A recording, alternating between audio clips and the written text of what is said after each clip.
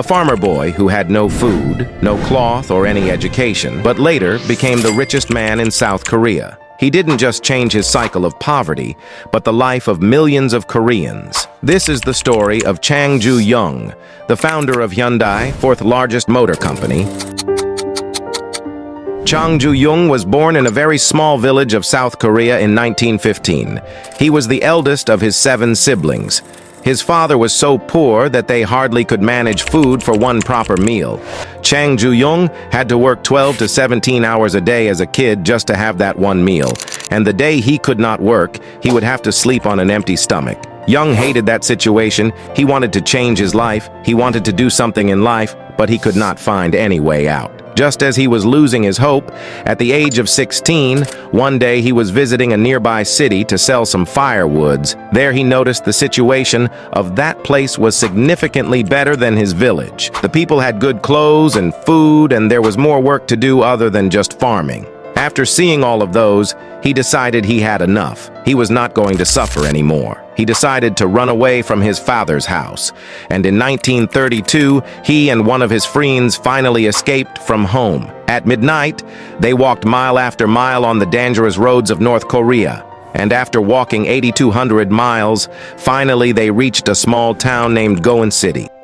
There he started working as a construction worker. He had to work all day and until late at night with a very low pay. But still, he was happy, cause at last he was earning independently and he was having food to fill his stomach. But the scene at his father's house was different. His father was looking for him desperately everywhere. He was even searching for Young nearest villages and cities. And finally, after just 2 months, someone told Chang's father about his whereabouts. And his father dragged him back to the village and made him do farming again. But this time, Chang's mindset has already fully changed. He was not going to continue the same life as he knew this is not where he belongs. He pretended to work well in the field, but he was actually finding an opportunity to escape again. And in the meantime, he tried to escape several times. And every time he got caught by his father. His father warned him every time that if you leave, you would just be a beggar in the street. But he didn't listen. He said, "It's better to fail after trying, and it's embarrassing to fail without trying."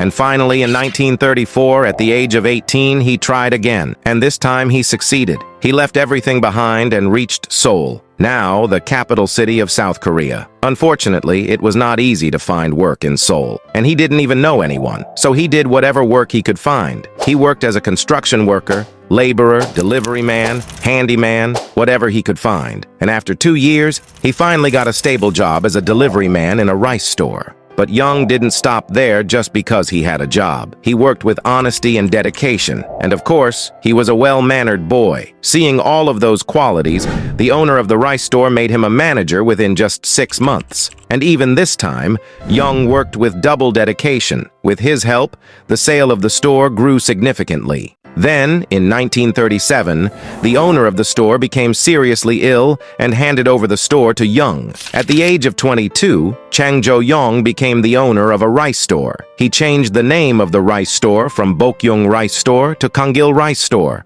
This time, with his impressive work skill, he gained trust all over the city. Soon, it became the best rice store in the city. But there is a saying, happiness doesn't last forever. And that also happened to Chang Ju Yung. It was the Second World War, and Korea was controlled by Japan. Japan was fighting with China, and their soldiers needed sufficient rice. So what did the Japanese ruler do? They seized all the rice stores of Korea and took control of all those stores. And one of those stores was Young's store. Within just 1 day, Chang was left with nothing again. With a broken heart, he returned to his father. Everyone thought that he had given up. In reality, he was just clearing his mind and preparing for his next big step. He started finding a business that will have no interference from the Japanese government. Finally, he came up with the idea of working with cars. He took a loan and started a car repairing shop. He noticed that there were many motorbikes, but not as many repair shops. So he seized the opportunity. He started a car repairing shop and named it Adu Service Garage. But Chang knew nothing about car repair, so he hired some workers who were good at repairing. And with his business skills, he gained popularity very soon. He was earning a lot, but young fate would make a joke once again. After just 2 months, a terrible fire broke out, and the entire service garage with motor cars was completely burnt. And this time, the situation was so bad that he was drowning in debt, and he didn't have any money to pay the customers or workers. Even after such a tragic event, Yung didn't lose his mind. He took yet another big loan and started another car repair shop. But people around him, including his father, didn't believe in him. But Yung said, "The more people don't believe in me, the stronger my determination becomes." And this time, he came up with more unique ideas. He started charging less than other motor garages and speed up his work. So, customers were happy with his work. And gradually, Chang Ju Yung took over the auto repair business. He became so successful that his business was almost a brand at that time, and he had more than 70 workers as his employees. As his next step, he was planning to expand his business. And yet, another time, fate laughed at him again, and another tragedy happened.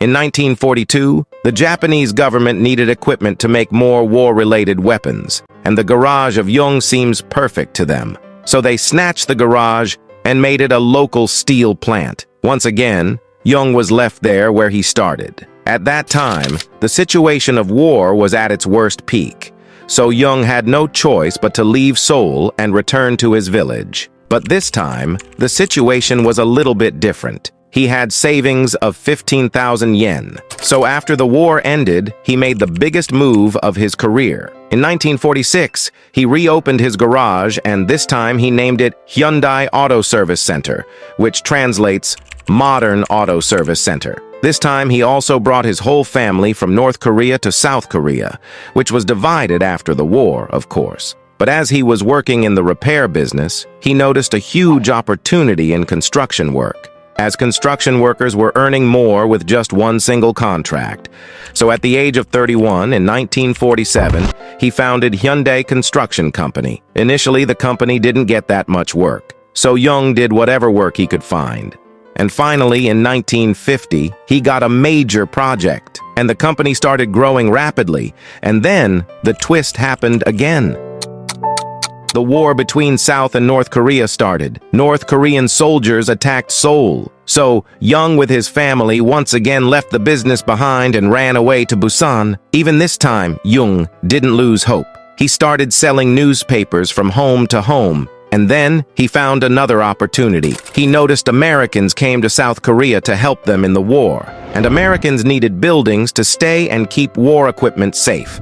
So, he offered his help to Americans with his small group of members, and with this, he started his journey once again in construction. Even in the worst war situation, he continued his work. Build a good relationship with Americans. By the time the war ended, South Korea became one of the poorest countries in the entire world. But Yung became the largest dealer from South Korea to the US government. So even after the war ended, he got major projects from both the US and the Korean government. He rebuilt the bridges, schools, and homes that were destroyed during the war. Soon, his company grew so rapidly that he thought about going overseas. So he expanded his business of construction to Middle East like Saudi Arabia and Bahrain. And in 1967, Yung once again started his Hyundai company, besides construction company. But this time, Hyundai was not just a repair shop, but a company that made motor cars. At first, in 1968, Hyundai made deal with Ford. And with Ford's help, they made their first car. But after 2 years, there was a massive flood that hit South Korea. The Hyundai company was submerged underwater. In all of that, Hyundai started having conflict with Ford.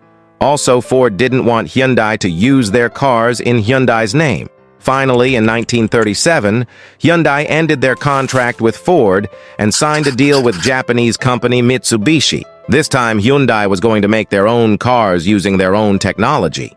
The Mitsubishi company provided all the equipment to Hyundai to make cars. Hyundai even hired European engineers to make the best model at a lower price. The government helped them by taking no taxes, relaxation in law, and providing them money or any kind of help. And finally, in 1976, Hyundai made the first ever mass-produced car in South Korea, the Hyundai Pony. Hyundai Pony was a model that was suitable for Korean conditions and also at a lower price. So Hyundai Pony was a total hit in Korea. Even in Africa, Canada, the car was a hit. But in the USA, the American law banned it, saying it's not their standard. To crack the American market, Yung studied the American market and noticed the competition for subcompact cars was low, and he could give them a car for half the price of that time. And in 1985, Yung came up with yet another model suitable for overseas countries, the Hyundai XL. And soon the Hyundai XL entered the US market, and second-hand buyers and subcontinent buyers all shifted to them. By 1986, Hyundai sold more than 200,000 cars only in the USA, and by 1919, they started making new models like Hyundai Sonata, Hyundai Accent, Hyundai Elantra. In 1998, Hyundai joined Kia Motors. Together, they continued to grow even more, but at that time, Chung was already in his late 70s, and after making Hyundai one of the biggest car companies in the entire world, and helping his own country to become one of the biggest economies in the world, he retired. South Koreans even today bow down in honor of this man, a man who achieved the impossible, not only for himself, but millions of people. So friends, this is the story of the boy who became from nothing to something